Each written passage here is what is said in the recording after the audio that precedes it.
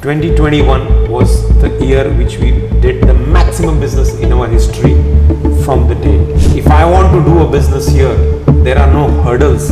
If my container arrives at the port, I can get cleared in 24 hours without paying anything under the table. If you look good, you feel good. You feel good, you feel confident. And if you feel confident, you can take on the world.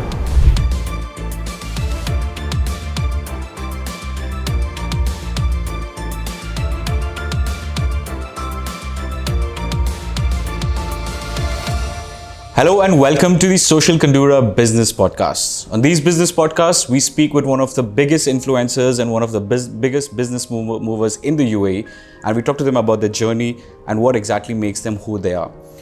Today on the show, we have none other than Mr. Anis Sajan, who is the Vice Chairman of the very renowned Danube Group. And we're going to have a lot of candid conversations with him about business, about himself, and also what the whole thing with Dubai and everything else and the business itself stands for. Welcome to the show. Thank you so much for spending time with us. Thanks, Gaurav. It's my pleasure to be on your show. And it's absolute beautiful setup that you have over here. And we've been following what you've been doing for such a long time. The brands that you're working with, the different things that you're doing all across. You has to be something that drives you. There's something that motivates you to do something over and above what's already out there. What was the thing that drives you to be like, I have to chase perfection, or I have to be something who I'm not, go out of my comfort zone?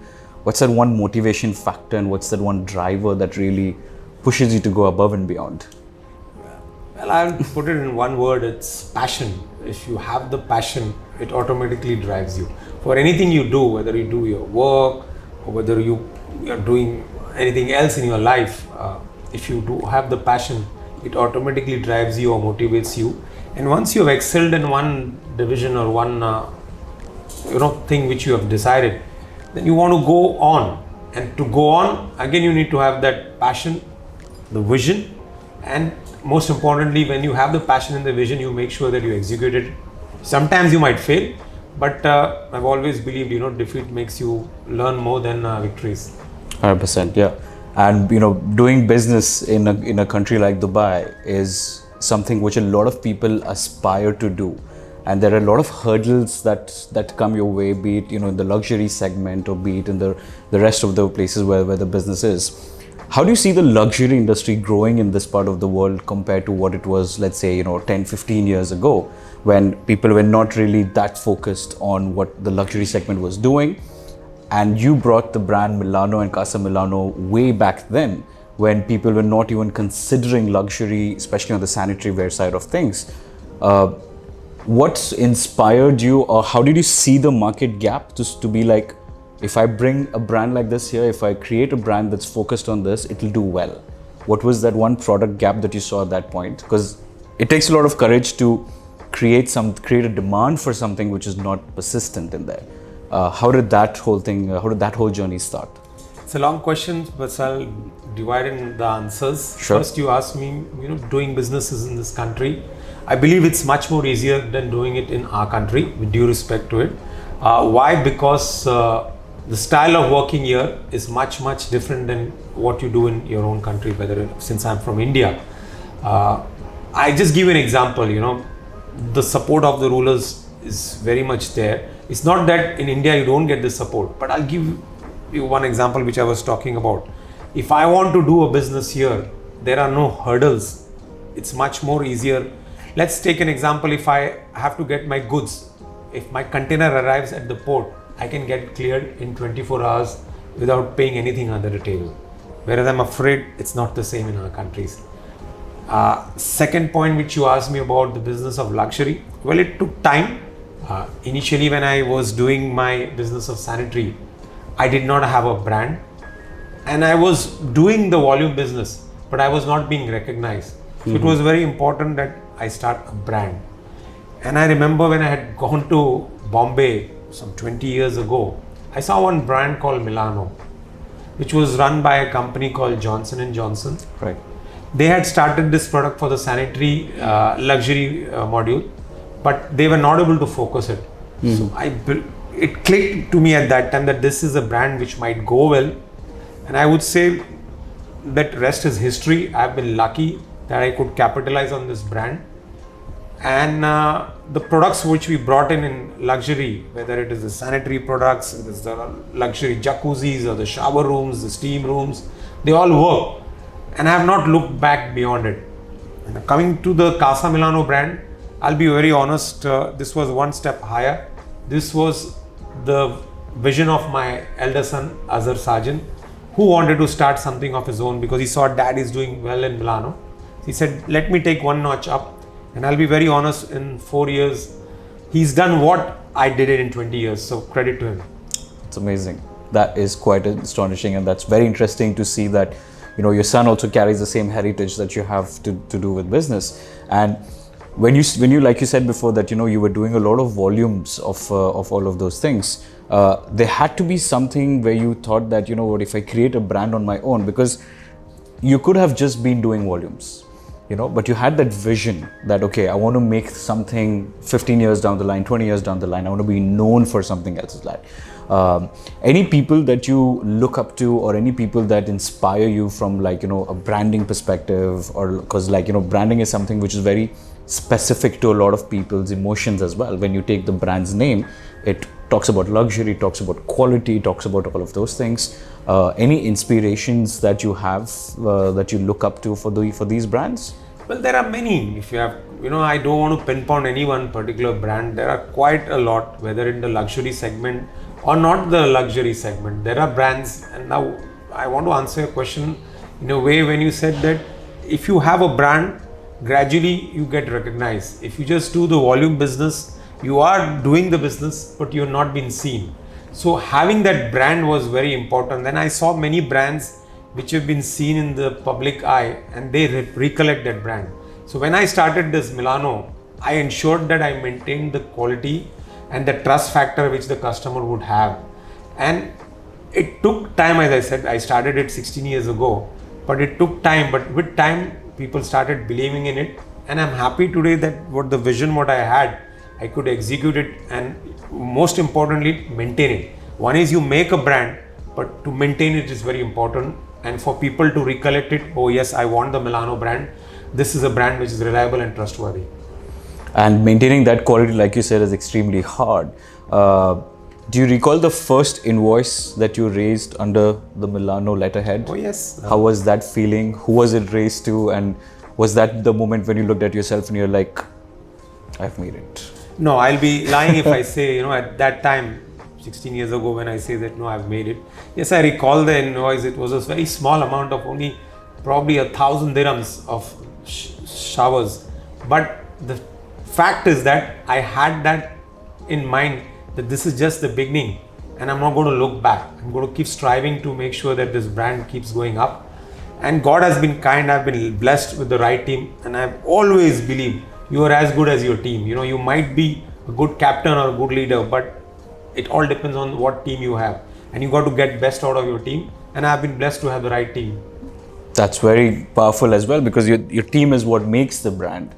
And you know, definitely when you're importing all of these products from all different across, when you first, let's say, you know, made a trip to Italy to see what things are, and then when you wanted to go the Italian way, when you went to Italy, did you see a stark difference between how business was being done there versus how business was being done here or in India? And did you have any learnings from there which helped you really distinguish the brand from what it was before? Because I said, you know, something that UAE has not seen before. Any inspirations that you got from Italy, from that place, from the people there, from businessmen there, that you sort of transformed onto your brand? I remember my first trip to Germany, which was in '96. I was asked to attend an exhibition which is called the ISH Fair. And I just went there without having any idea what is Germany. In fact, that was my first foreign trip out of Dubai. I had no idea what the weather conditions are, because in Dubai it doesn't get that cold. It definitely gets hot. And I went in the month of March, so it was very cold. And that was the first experience I learned, even though that time there was no Google or, you know, information that you could find out. And when I traveled, I went in my normal clothes and I felt very cold.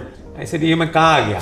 But then the exhibition, you know, when I went, I saw a lot of new products, the way how new products come out, and you learn from it how to get, you know, this new product into the market. Okay, you got to take risk, you got to import those products. And then my next trip was in Italy. But by that time I was ready. So you asked me the experience about dealing with the suppliers or different types of people in the world, because there were probably 1,000 suppliers and I had no idea how to go about it. It was just, I was thrown in the sea and I swam, and I was lucky that I came out. Swam very well, we would say. I wouldn't say very well. It was the food, I was not used to it, but I had my French fries and probably a soup and survived. But next time I was ready, and within 1 month I flew to Italy, and then there's no looking back, and keep traveling around the world, and I love traveling. Beautiful. And you know, I'm sure that there weren't many people from Dubai that were, you know, from the Indian origin, and they were, you know, at these fairs. Were you treated the way that you would want to be treated, or where people were like, you know, why is this guy here? He's like, did you feel out of place? Were you get the good treatment from there, or was it? Because, you know, sometimes you have little differential treatment when you're out of place, out of form, and you don't know what you're doing. Any of that incident that sort of triggered you, or something that made you look like, you know what, I'll show you how it's supposed to be done, something like that? Well, when I went, I was 24, if I'm not wrong, for my first exhibition in Germany. And at that time, as I mentioned, there were very few Indians going to that exhibition. It was not as common as it is now. But yes, the people who, the suppliers who looked upon me, they said, this is a young boy come out all the way. Do you know what you're doing? I said, I'm learning. And I got the support from them. I would be lying if I say I did not get the support. But yes, initially they used to think, ye bacha kar payega ki nahi, will he be able to run the show, or he just come for a picnic. And when with time they realized that no, they are dealing with the right partner with whom we've also benefited. And I've always believed when you work with any supplier or business partner, it's all about mutual benefit. Tali do haath se basti, and it moved on. And I'm happy now that whenever I go to any exhibition, now they recognize me very well and they want to have my appointment. Sir, why don't you come to my booth? That's a huge testament from who you were 25 years ago to like who you are now, you know, with the difference. So, you know, of course, you've come a long way. That's a huge testament to your persistence and resilience to doing everything else. Speaking about persistence and resilience, COVID happened, and one of the biggest markets that took a hit was the luxury market, because that was like the tertiary expense that people were doing, people are not spending, and you guys recovered pretty successfully from that, touch wood. What was the strategies and what are the things that you guys did differently, that you established yourself that, you know, we understand COVID has happened, we understand that luxury is not on people's table, yet the brand has delivered on numbers, the brand has survived. What was the magic that went on like right after COVID or during COVID for that matter as well? You see, Gaurav, in 2008, the so-called recession had hit the world, and that time a lot of people had downsized their business, thinking the market will crash, blah, blah, blah. And that is the time we learned that with every obstacle or every challenge, you get an opportunity. And we had grown in that period. So similarly, during this time, when the COVID hit, we realized that there are a lot of people, even though it was COVID, wanted to build their houses because they were sitting at home. So that is the time we reached out and maximized our business. We didn't stop our imports. We kept on doing our imports from all over the world because people wanted to build their house, refurbish their house. And believe me, 2021 was the year which we did the maximum business in our history from the day, because there were opportunities, as I said. And when other guys were downscaling their business, we capitalized. And I would say we were lucky, and at the same time there's no risk, no gain. We took the risk and it paid off.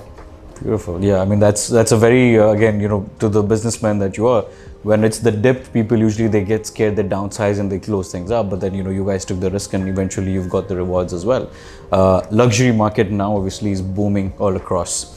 How much of an increase in the business that you're looking, any particular things that you would attribute that to?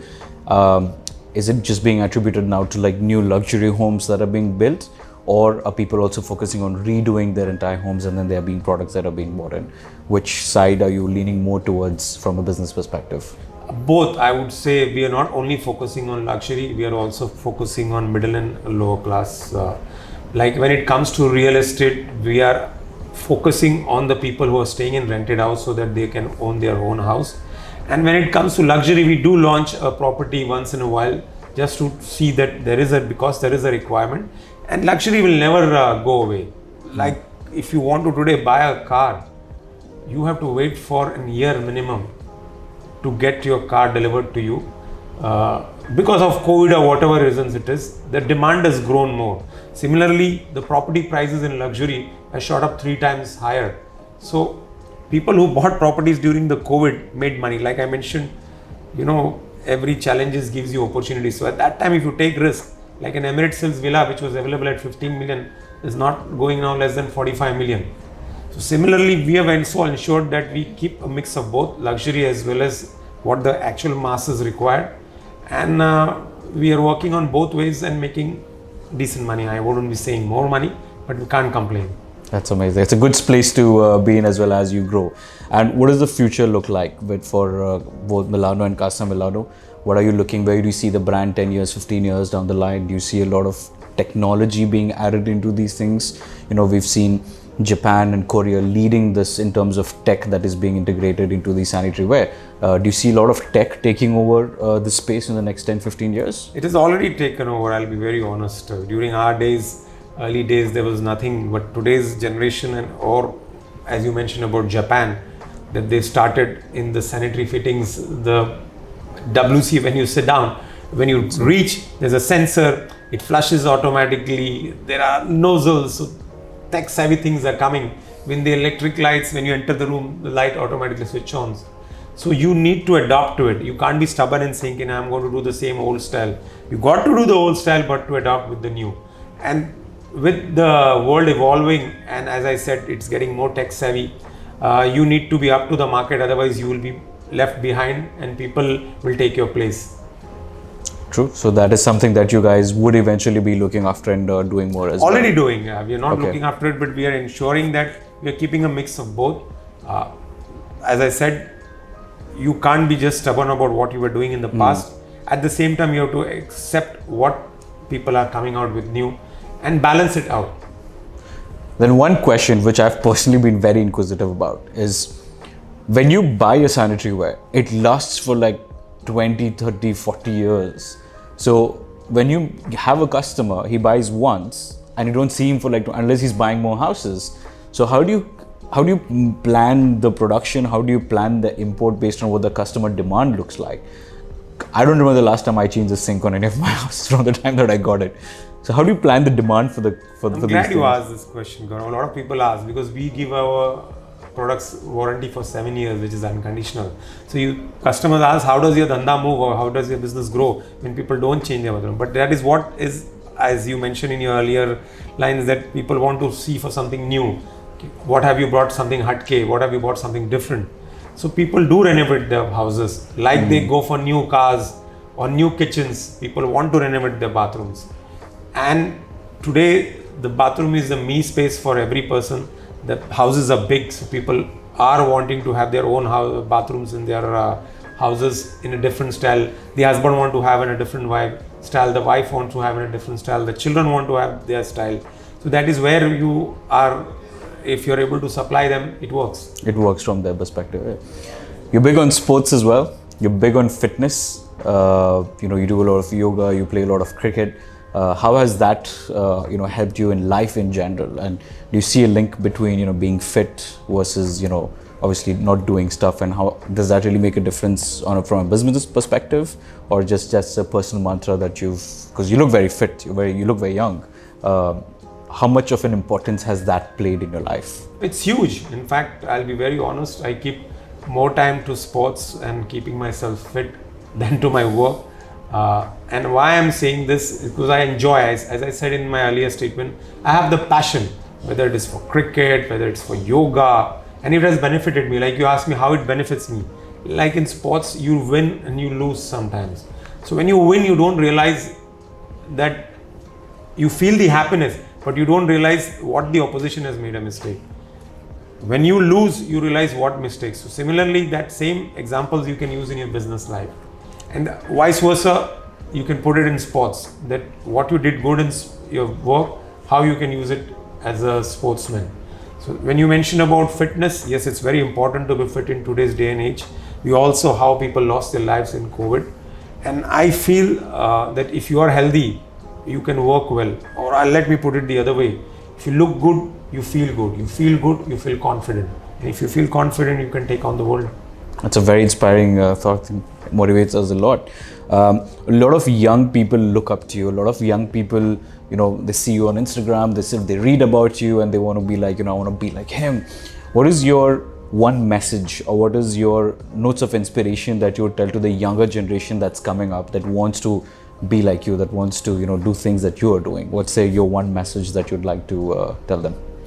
I would like to give to all the youngsters one message which I made a mistake, that I did not value time. When I say I did not value time, if I had to be in my office at 8:30, I used to come to the office at 9:30 and 10 o'clock. So which was wrong on my part. I had my own reasons for coming late. But what I want to say is that the age between 20 and 30 is the age where they can make maximum or get maximum out of what they can do. So do not lose any hour or time, because time doesn't wait for anybody. Yes, everybody talks about work hard. ये सब ठीक है. A lot of people work hard, but you need luck, and most importantly, you need passion. If you have passion, things will fall in place. Are you a firm believer of hard work beats luck, or would you rather go the other way around? Like if someone's working really hard and if they're not as talented, is consistency more important than talent? Consistency is definitely more important than talent. Hard work is definitely important. I am not saying you don't have to work hard, but you got to think about quality than quantity. Gada mujuri mat karo, ghoda mujuri karo. Let me put it in a. That's a very smart one. I've heard that for the first time. That's really good one. Thank you so much for sharing so much time with us, and very good insights that you've shared with us. We wish you all the very best. We are closely following everything that you're doing. Thank you so much for keeping us entertained even on Instagram and everything else. Your travels and everything else. It really keeps us motivated, and even your fitness and everything else as well inspires us to go and do more things as well. Thank you so much for spending so much time with us. It was an absolute pleasure speaking with you, and all the very best for everything else. Gaurav. Thank you Great so to be on much. the show. Pleasure. Thank you so much. Take care.